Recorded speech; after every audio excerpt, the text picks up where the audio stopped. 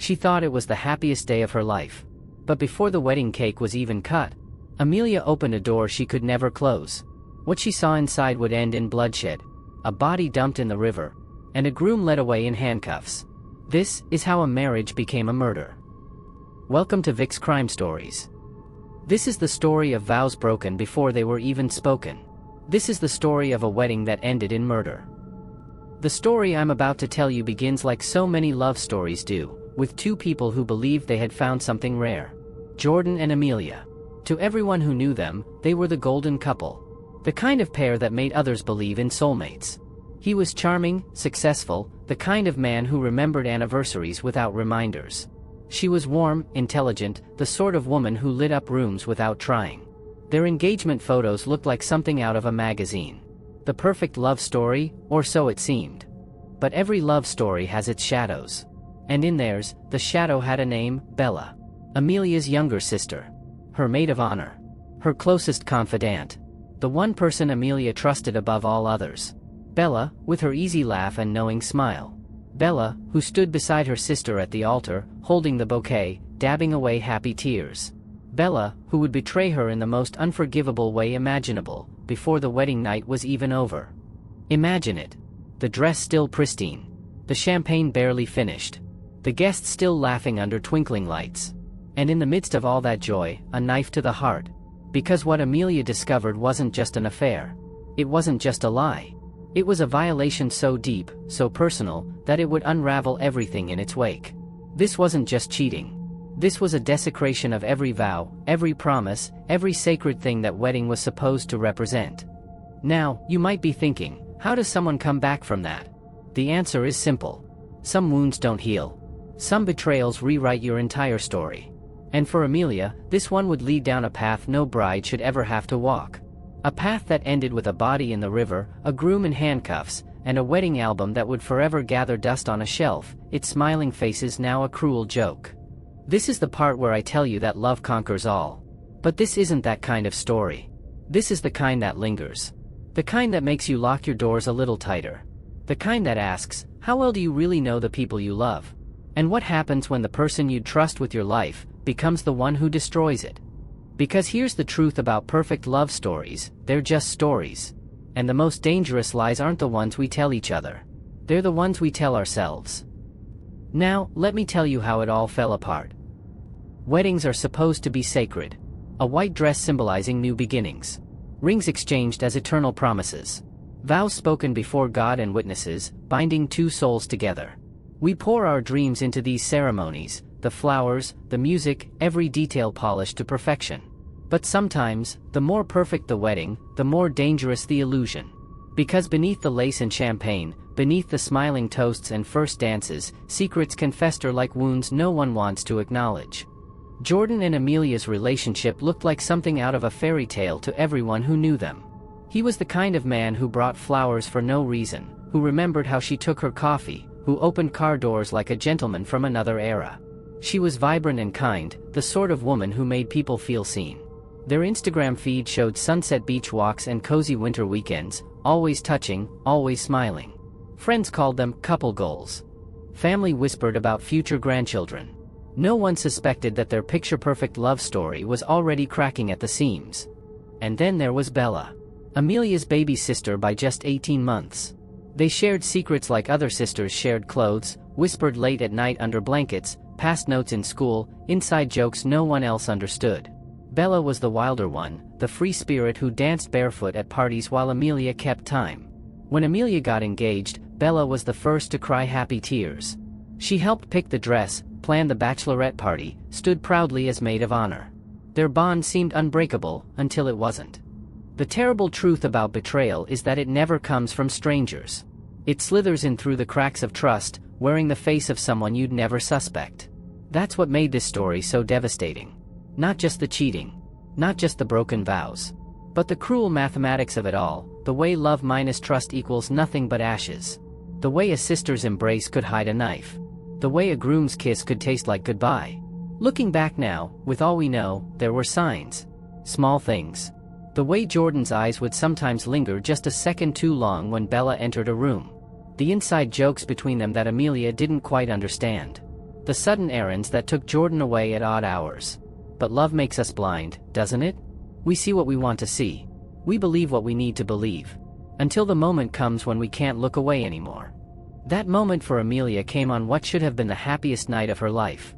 As the wedding reception swirled around her, the music, the laughter, the clinking glasses, she would step through a doorway and see something that would change everything. And nothing, not the white dress still hugging her shoulders, not the new ring on her finger, not a lifetime of sisterly love, would ever be the same again. Because some truths, once seen, cannot be unseen. Some betrayals rewrite history itself. And some wedding nights don't end with happily ever after, but with blood. The morning of the wedding dawned bright and clear, as if the universe itself was smiling on Amelia's happiness. The bridal suite buzzed with nervous energy, hair being curled, makeup carefully applied, the rustle of silk as the dress was buttoned. Bella was everywhere at once, the perfect maid of honor, adjusting Amelia's veil with trembling hands, whispering how beautiful she looked. Sisters sharing one last moment of innocence before everything changed. The photographer captured them laughing, foreheads pressed together, unaware they were posing for the last happy photograph they'd ever take together. The ceremony passed in a blur of tears and joy. Jordan stood handsome in his tuxedo, his voice steady as he recited vows he would break before midnight. When the priest pronounced them husband and wife, the church erupted in applause. No one noticed how Jordan's eyes flickered to Bella as they walked back down the aisle. No one saw the secret smile they exchanged.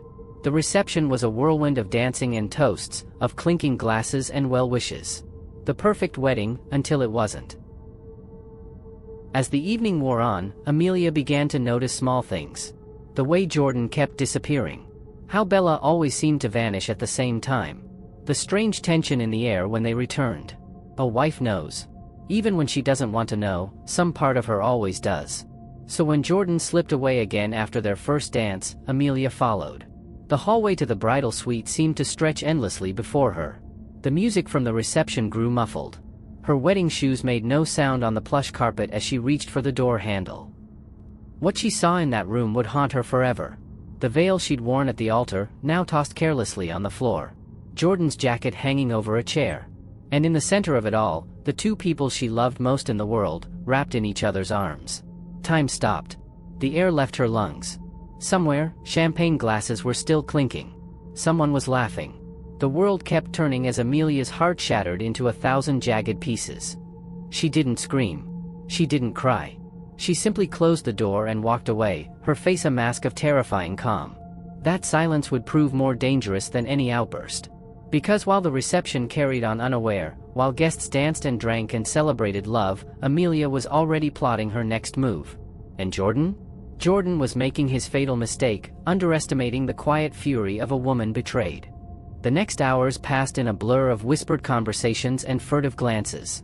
Bella, suddenly nervous, tried to pull Amelia aside. Jordan watched them both with growing unease. No one knows exactly what was said between the sisters that night, but by morning, Bella was gone. Her phone left behind. Her car abandoned near the river. A text message timestamped 1:17 a.m. reading simply, "We need to talk." She knows. Jordan would claim Bella left upset, that she'd been drinking, that she must have gone for a walk to clear her head. But the mud on his dress shoes matched the riverbank. His alibi had holes you could drive a truck through. And when divers pulled Bella's body from the water 3 days later, the bruises around her neck told their own story. The arrest was swift. The trial was brutal. Prosecutors painted Jordan as a man who would do anything to protect his perfect image, even kill the woman he'd claimed to love. The jury saw through his tears, his excuses, his claims of innocence. It took them just 3 hours to decide his fate. Life in prison, no parole. Justice served, on paper at least. Because while the courts could punish Jordan, they couldn't undo what had been done. They couldn't give Amelia back her sister. They couldn't give her back the trust that had been stolen. They couldn't give her back the woman she'd been before that wedding night. Amelia didn't stay for the verdict. By the time Jordan was led away in handcuffs, she was already on a plane to somewhere far away, her wedding ring left behind on the nightstand. Some say she changed her name. Others claim they saw her in a small coastal town, walking barefoot on the beach at dawn. But one thing is certain, the Amelia who boarded that plane wasn't the same bright-eyed bride who'd walked down the aisle just weeks before. That woman was gone forever, buried alongside her sister in the wreckage of a love that was never what it seemed. The strangest part? The wedding photos still exist. Frozen moments of happiness that never was. Jordan smiling as he slips the ring on Amelia's finger. Bella laughing as she adjusts her sister's veil. A perfect day. A perfect lie.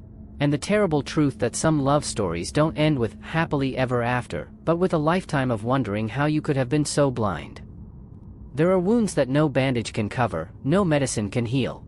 Amelia carried such wounds, invisible scars that ran deeper than flesh, deeper than bone. To lose one loved one is tragedy enough. But to lose two in a single night? To have your sister and husband conspire against you on what should have been the most sacred day of your life? That creates a special kind of torment. The kind that follows you into empty rooms. The kind that whispers in the silence between heartbeats. The kind that makes you question every memory, every smile, every tender moment you ever shared with the people who betrayed you. The family fallout was catastrophic. Amelia's parents became living ghosts, trapped between mourning a daughter and despising her. How do you grieve a child who destroyed your other child? Do you remember the sweet little girl who played dress-up in your clothes? Or do you curse the woman who slept with her sister's husband? The dinner table became a battlefield of silence and accusations. Holidays were cancelled. Photographs were taken down. A once close family disintegrated under the weight of a truth too heavy to bear. And Jordan's family? They swung wildly between denial and devastation. Some refused to believe their golden boy could be capable of such monstrous acts. Others saw the trial evidence and wept for the stranger wearing their son's face. His mother kept his childhood teddy bear on her dresser until the day she died, caught between a mother's love and a human being's revulsion. The community reeled from the scandal. Most haunting of all was Amelia's silence in the aftermath. She never gave interviews. Never wrote a tell-all book. Never sought revenge beyond what the courts delivered. Her quiet dignity in the face of such public humiliation only made the story more compelling, and more terrifying. Because if this could happen to someone like Amelia, what did that mean for the rest of us? How many Jordans and Bellas were walking among us, hiding behind familiar smiles? The psychological toll was immeasurable. Therapists would later say Amelia suffered from a perfect storm of traumas: betrayal trauma, grief trauma, public humiliation trauma, layered like sheets of ice over her soul. She stopped wearing white because it reminded her of the wedding dress.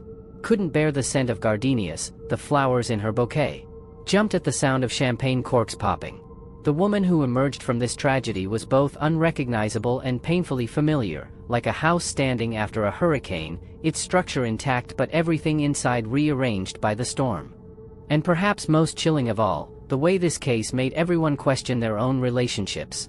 Husbands and wives studying each other a little too closely at breakfast. Sisters hesitating before sharing secrets. The terrifying realization that the people we love most are capable of destroying us completely. That behind every happily ever after might lurk secrets we can't begin to imagine. In the end, Amelia's story forced us all to confront an uncomfortable truth: love is the greatest risk we ever take. And sometimes, the price is more than any heart should have to pay. Amelia vanished like morning mist over the ocean. One day she was there, the next, gone. No forwarding address. No tearful goodbyes. Just an empty closet where her clothes once hung, and a wedding ring left on the nightstand like a period at the end of a tragic sentence. The Amelia everyone knew ceased to exist that day. Some say she boarded a plane to Portugal, where the cliffs meet the sea in a violent crash of waves against rock, a fitting metaphor for her life. They say she walks the cobblestone streets of a small fishing village under a new name, her face turned toward the sun, her past buried deeper than Bella's body ever was. In prison, Jordan became a ghost of his former self. The charming smile that once swayed juries now earned him nothing but contempt from fellow inmates. Murderers have their own code, you see. And killing the sister of your bride on your wedding night? That placed him at the very bottom of the prison hierarchy. His appeals failed one after another. His family stopped visiting. The man who once had everything now spends his days in a concrete box, staring at the same four walls, haunted by the two faces he can never escape: Bella's in death, Amelia's in life. The house they bought together stands empty now. The mortgage unpaid, the lawn overgrown. Neighbors say they sometimes see shadows moving behind the curtains, though everyone knows no one lives there anymore. The local real estate agent can't give the place away. Too much history. Too much pain soaked into the walls. The "for sale" sign out front grows more weathered with each passing season, its letters fading like memories of that terrible night. What lessons can we take from this tragedy? Perhaps that love is never just love, it's also trust, and when that trust breaks, the damage can never fully be repaired. Maybe it's that the people closest to us have the greatest power to destroy us. Or that some wounds never heal, they just scab over, ready to bleed again at the slightest touch. Psychologists would later call it betrayal blindness, the way victims often miss the warning signs staring them right in the face. Amelia's story became a case study in how love can make us stupid, how devotion can make us deaf to the truth whispering all around us. Therapists now use her experience to help others recognize the patterns, to see what she couldn't, until it was too late. And what of justice? The courts gave Jordan life in prison, but no sentence could give Amelia back what she lost. No amount of time served could resurrect Bella. The scales will never balance. Some debts can never be repaid. The best Amelia could hope for was distance, miles and years between her and the ghosts that followed her from that wedding chapel. So she ran. Not out of cowardice, but survival. She shed her name like a snake sheds its skin, leaving the old Amelia behind to die with her sister. The new Amelia? She wakes each morning to the sound of seagulls instead of sirens. She breathes salt air instead of the cloying scent of funeral flowers. She's learning, day by painful day, how to live again. Not the life she planned, not the life she wanted, but a life nonetheless. And when the nightmares come, as they always do, she walks to the edge of those Portuguese cliffs and watches the waves erase footprints from the sand below. A reminder that nothing lasts forever. Not love. Not pain. Not even the most perfect betrayal. The tide always comes in. The sun always rises. And life, against all odds, goes on. The ashes of Amelia's wedding dress still exist somewhere, tiny particles floating through the atmosphere, settling on rooftops and car windshields, mixing with ordinary dust. Just like the fragments of her broken trust, invisible but ever present. She survived, yes. She breathes, she walks, she wakes each morning to a new day. But trust? That delicate thing, once shattered, can never be fully pieced back together. The cracks always show. The seams never hold. Amelia may have escaped to distant shores, but some prisons have no walls. They're built from memories and what-ifs, from the relentless wondering of how different life might have been if she'd never opened that door. Now I put this question to you, dear viewer, what would you have done in Amelia's place? Would you have seen the signs others missed? Would your gut have warned you something was wrong before your heart accepted the truth? The comments are open for your thoughts. Share your perspective on this tragedy that reminds us all how fragile love can be. If this story chilled you to your core, you won't want to miss what comes next. Our next tale will make you question everything you think you know about the person sleeping beside you. Believe me when I say, you've never heard a story quite like this one. Until then, hold your loved ones close, but keep your eyes open. Sometimes the greatest dangers come dressed in familiar faces. If you want more real-life stories that will keep you up at night, take a second to subscribe and ring that notification bell. The truth may hurt, but ignorance? That can destroy you. They just wait for someone brave enough to tell them. If you found this story important, share it. Let more people see what really happens. And if you want to hear more true crime cases like this, hit that subscribe button. There are more stories out there, some waiting to be told, others still unfolding. This was Vic's Crime Stories. See you next time.